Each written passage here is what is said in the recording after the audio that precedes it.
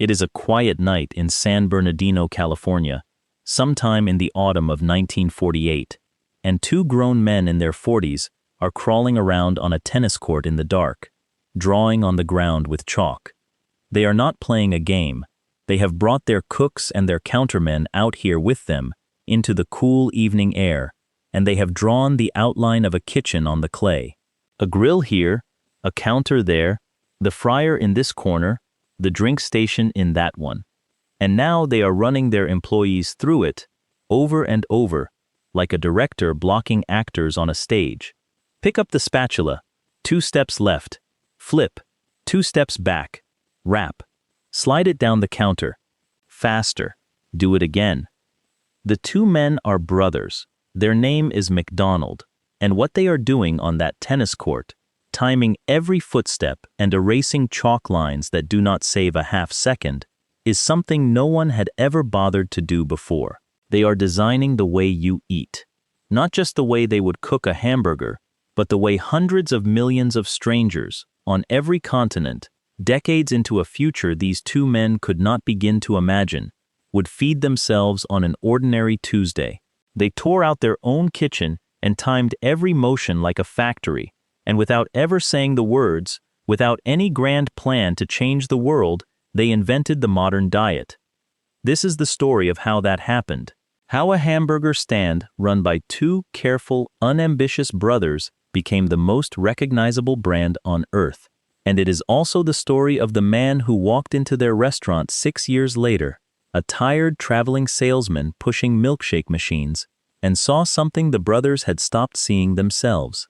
He took their idea, then he took their company, then he took their fortune, and in the end, in one of the strangest and most quietly cruel turns in American business, he even took their name, so that the brothers who built McDonald's were forbidden from putting McDonald on their own front door.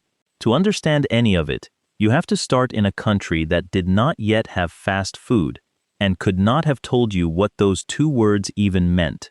Picture America in the years right after the Second World War. The boys are home. The factories that built tanks and bombers are turning out cars again, millions of them, cheap enough that an ordinary working family can finally own one. New roads are being poured, the suburbs are filling up with young couples and a tidal wave of babies, and all of those new cars need somewhere to go, and all of those drivers get hungry on the way. The answer, in California especially, was the drive-in restaurant. You pulled your car into a lot, and a young woman called a car hop, often on roller skates, came out to your window, took your order, and brought it back on a tray that hooked onto your door. It was social. It was a scene. Teenagers cruised the drive-ins on Friday nights, but if you actually wanted to eat, it was slow and it was unreliable. You waited 20 minutes for a plate. The menu was enormous. Dozens of items, which meant a big kitchen, a lot of cooks, a lot of dishes, and a lot of things that could go wrong. The food came out on real china with real silverware, half of which the car hops had to chase down at the end of the night, and a good portion of which got stolen or smashed. The car hops attracted crowds of loitering young men, which attracted trouble, which drove away the families. It was a business model that mostly worked, and the McDonald brothers, Maurice and Richard, had built a perfectly good one. Let me tell you who these brothers were, because their character is the whole story. Maurice, the older one, everyone called Mac. He was born in 1902. Richard, the younger, went by Dick, born in 1909. They had grown up in Manchester, New Hampshire, the sons of a man who worked in a shoe factory and was pushed out after decades of loyal labor when the company decided he was too old, a lesson about how big businesses treat people that the brothers never forgot. In the 1920s, they did what a lot of ambitious young men did. They went west to California chasing the movie business, and when that did not pan out, they looked for something steadier. By 1937, they were running a little drive-in barbecue stand in Arcadia, and in 1940, they moved the operation to San Bernardino, an inland town east of Los Angeles, and called it McDonald's Barbecue. For 8 years it did fine. They sold barbecue and burgers, They had 20 or so car hops, and they were making a comfortable living, maybe $50,000 a year between them, which in that era was real money. They had bought a big house. They were, by any reasonable measure, successful small businessmen who could have coasted for the rest of their lives. And that is exactly what makes what they did next so remarkable, because they did not have to do it at all. They looked hard at their own books, and they noticed something. They went through every receipt, and they found that the overwhelming majority of their money came from one thing: hamburgers. Not the barbecue they had built the place around, the slow-roasted pork and beef that took skill and time. Hamburgers. The cheap, simple 15-cent hamburger was carrying the entire restaurant. Everything else, the elaborate menu, the plates, the silverware, the cooks who knew how to work a pit, all of it was expensive overhead wrapped around the one item people actually came for. So in the fall of 1948, the McDonald brothers did something that horrified everyone who knew them. They shut down a thriving restaurant.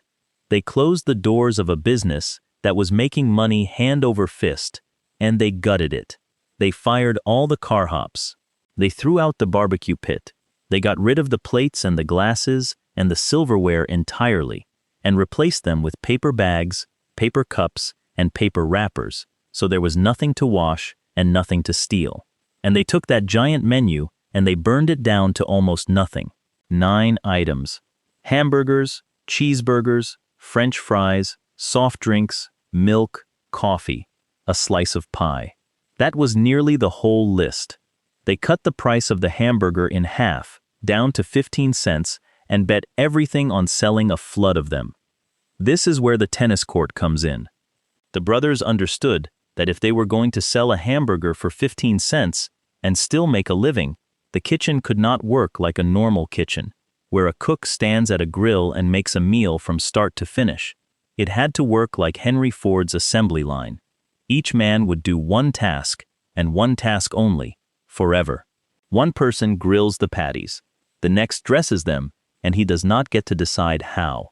Every burger gets ketchup, mustard, 2 pickles, and a pinch of onion, the same way, every single time, no exceptions, no special orders.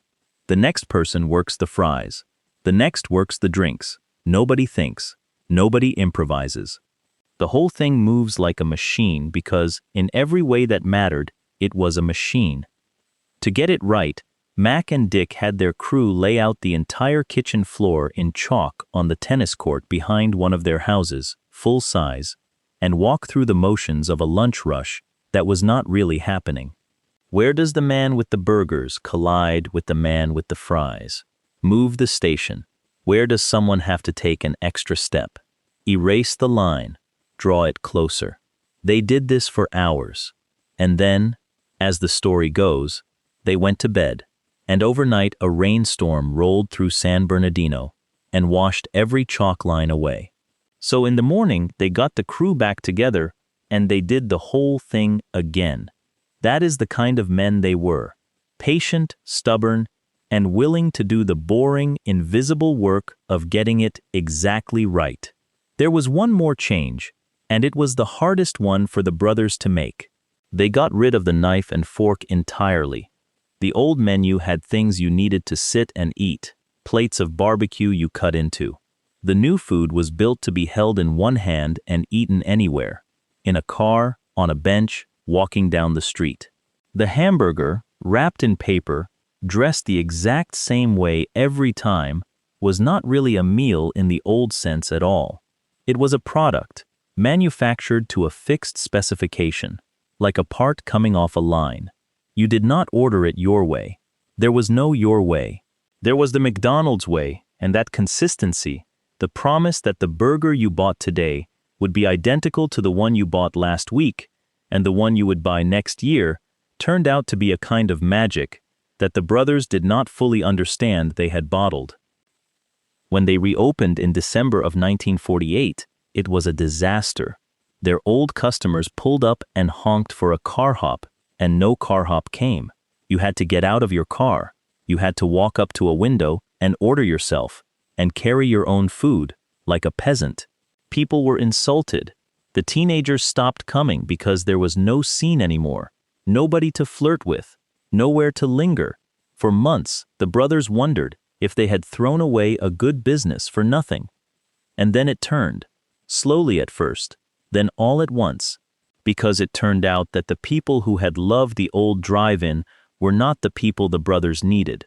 The new customer was a family, a father with 3 kids and not much money, who could pull up and feed everyone for under $1, get the food in less than a minute, eat it in the car, and be gone. No tip, no wait, no surly teenagers, clean, fast, cheap, and exactly the same every time. Working men on their lunch break could get in and out before the whistle blew. The food was ready before you finished paying for it. The brothers had removed everything that made eating out feel special, and in doing so they had accidentally invented something the country did not know it was desperate for. By the early 1950s, that little octagonal stand in San Bernardino was a sensation. They were selling a fortune in 15-cent hamburgers, and the cars never stopped coming. People started to notice. The McDonald's stand became a thing other restaurant owners came to study, sometimes openly, sometimes by sitting in the parking lot with a stopwatch, trying to figure out how 2 brothers in the desert were printing money with a menu a child could read. And the brothers, to their credit and eventually to their cost, were not secretive about it. They would tell you how it worked. They wrote it up. They even decided they needed a new building to match the new idea, something a driver could spot from a block away at 50 miles an hour. They hired a local architect named Stanley Meston, and Dick McDonald sketched out a rough idea on a piece of paper. 2 great arches of yellow, rising right up through the roofline, lit with neon so they glowed at night. Meston thought the idea was a little garish, and tried to talk him out of it, but Dick insisted, and the architect refined those 2 half-circles into the soaring golden arches that, more than 70 years later, you can still recognize from space. They added a little cartoon chef with a hamburger for a head, a winking neon mascot they called Speedee, after the Speedee Service System, which is what they had decided to call the whole method. The first restaurant with that famous new look opened in 1953. The brothers had a logo, a building, a system, and a name. What they did not have, and what they did not particularly want, was ambition. They had tried franchising the idea a little, selling the rights to a handful of operators to copy their system in other towns, but they did it half-heartedly. They were comfortable. They were rich enough. Dick McDonald said it plainly years later. He said that if they had expanded, they would have had to be in Chicago or New York, running the empire, away from the sunshine and the easy life in California, and he did not want to be there. He wanted to be home, in the desert, watching the cars line up. They had built a perfect machine, and they were content to let it run in one place and make them a nice living. They had no idea that an idea like theirs, once it exists in the world, does not belong to the people who are content. It belongs to the people who are hungry. In 1954, a hungry man walked into their parking lot. His name was Ray Kroc, and he was 52 years old, and by most measures his life was already behind him. He was from Oak Park, Illinois, born in 1902, the same year as Mac McDonald. He had spent his whole working life as a salesman. He had sold paper cups for 17 years. He had played piano in dance bands. He had sold real estate in the Florida land boom and lost his shirt when it collapsed. And now, late in his life, he was crisscrossing the country selling a kitchen gadget called the multi-mixer, a machine that could spin 5 milkshakes at once. Business was not good. The new drive-ins were buying single mixers, not his expensive 5-spindle model, and Ray Kroc was a tired man with a bad case of diabetes and the early signs of arthritis, driving from town to town, watching his best years slip away. Then a strange order came across his desk. A single hamburger stand out in San Bernardino, California, had bought 8 of his multi-mixers. 8. That stand could spin 40 milkshakes at the same time. Kroc could not believe it. What kind of restaurant could possibly need to make 40 milkshakes at once? He decided he had to see it for himself, and he got in his car and drove out to the desert to find out. What he saw in that parking lot changed everything. Kroc stood and watched the lunch rush hit, and he watched the line form, and he watched it move, fast, the food coming out the window almost before the customer had finished asking. He watched families pull up and leave happy in the time it would take a normal restaurant to find you a table. He watched the brothers' machine run, the thing they had choreographed in chalk on a tennis court 6 years before, and where everyone else saw a popular hamburger stand, Ray Kroc saw something the McDonald's themselves had stopped seeing. He saw it copied. He saw it on every corner, in every town, from coast to coast. He saw the future, and he wanted in.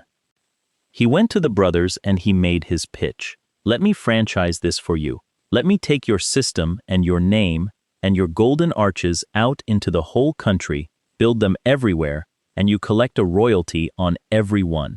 The brothers were wary. They had heard this kind of talk before, and they liked their quiet life. But Kroc was a salesman, the best they had ever met, and he wore them down. In 1954, they signed a contract, making him their franchising agent. The deal was modest. Kroc would take a small slice of the sales from every new restaurant, about 1 9/10%, and out of that, the brothers would receive 0.5%. It did not seem like much. Neither side imagined the numbers it would someday be a percentage of. On the 15th of April, 1955, Ray Kroc opened his first McDonald's in Des Plaines, Illinois, just outside Chicago. It was the 9th McDonald's in existence, but it was the first one that was truly his. The first day, that one store took in $366.12, selling hamburgers at 15 cents and fries at a dime. It does not sound like much.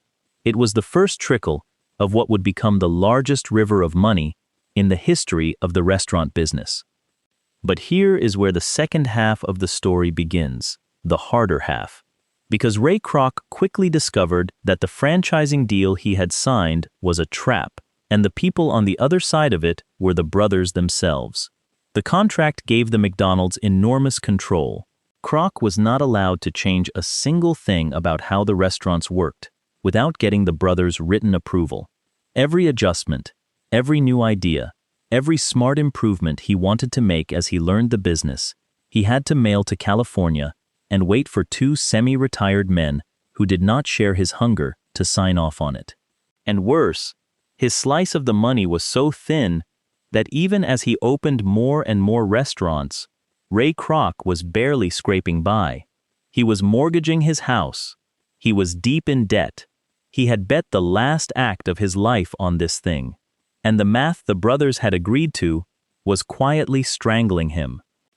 What saved Kroc, and what turned McDonald's from a hamburger chain into a colossus, was not hamburgers at all. It was a financial idea, and it did not come from Kroc.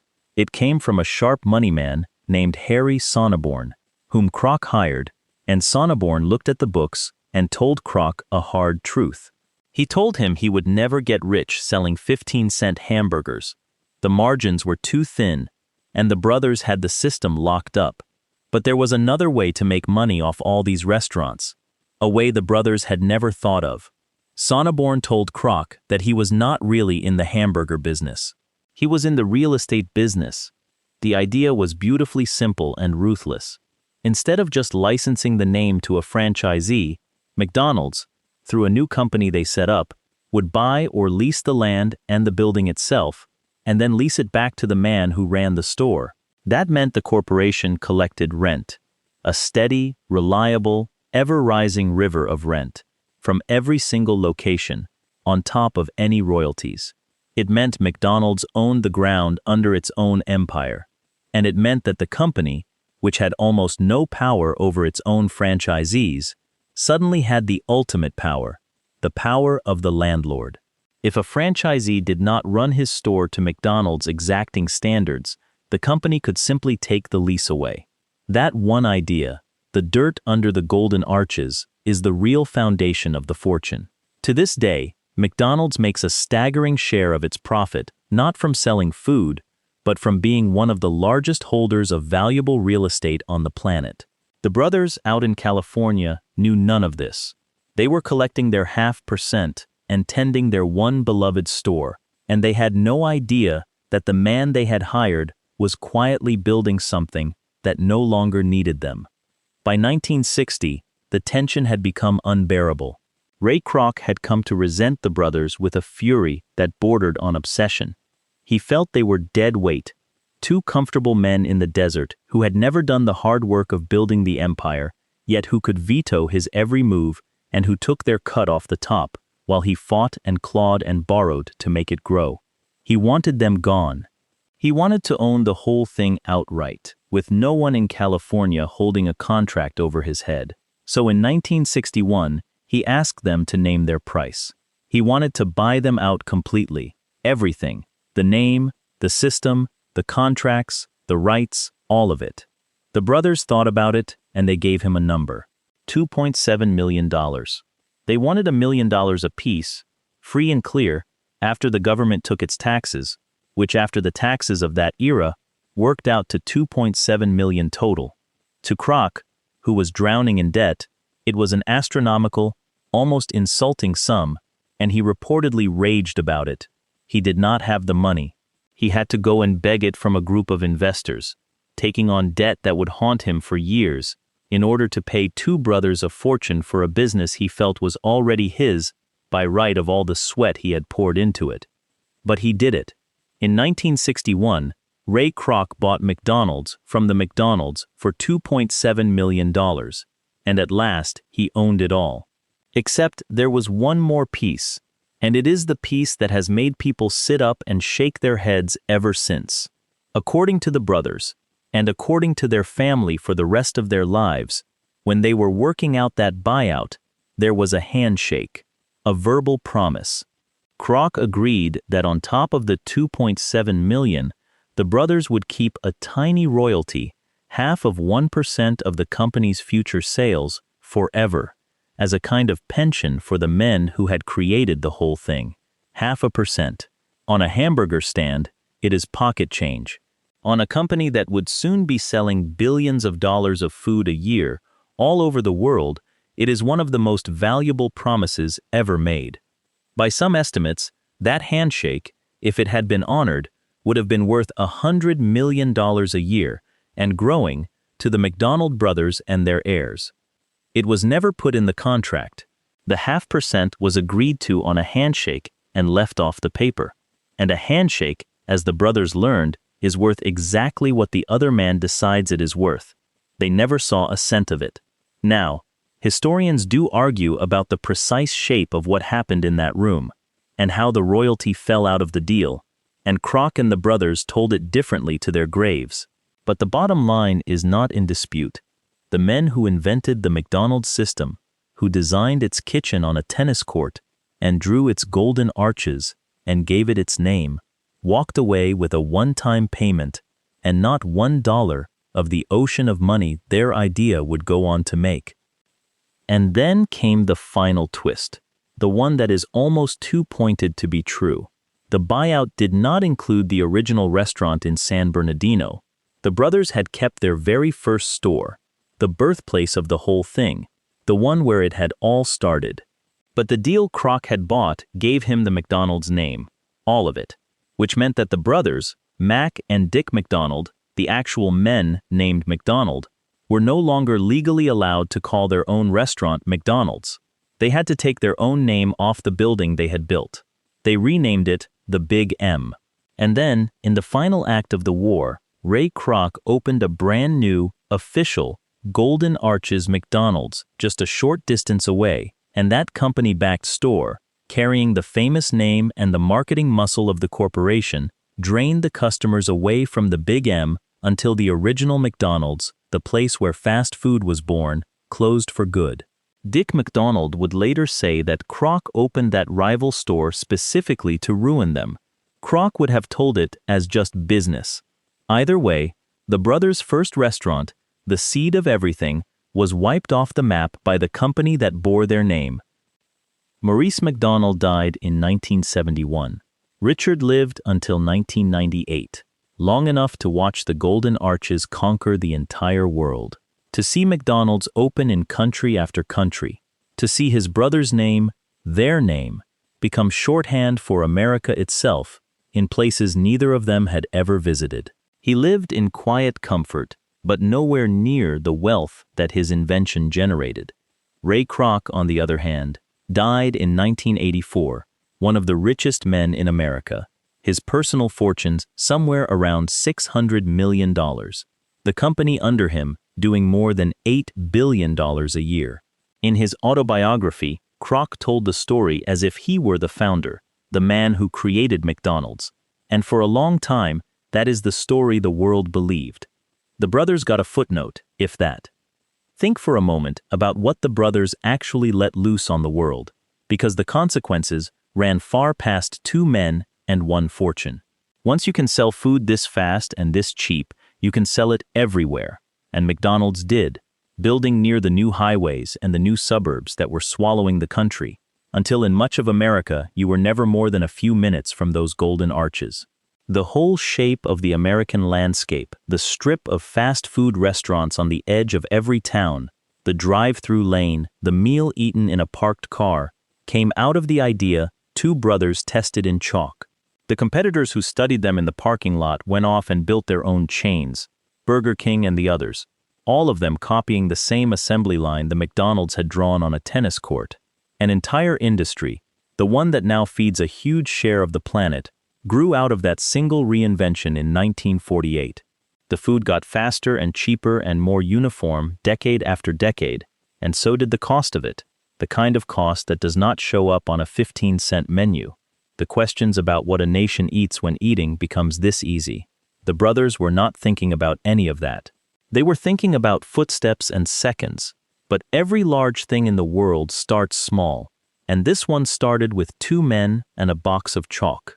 It took decades, and a movie, and the patient work of historians to set the record a little straighter. To remind people that before there was a Ray Kroc, there were 2 careful brothers from New Hampshire who looked at their own receipts, saw the truth in the numbers, and had the nerve to tear down something that worked in order to build something that would last. They did not get the credit, they did not get the fortune, they lost the war, and they lost the name. But the thing itself, the idea, the assembly line for food, the meal that is fast and cheap and exactly the same every single time, that was theirs, and it conquered the world. So the next time you pull up to a window and your food is in your hand, before you have finished paying, before you have even pulled forward, think for a second about how strange that is, and how recent. For almost all of human history, eating was slow. A meal was made for you, by a person, and it took time, and it was never quite the same twice.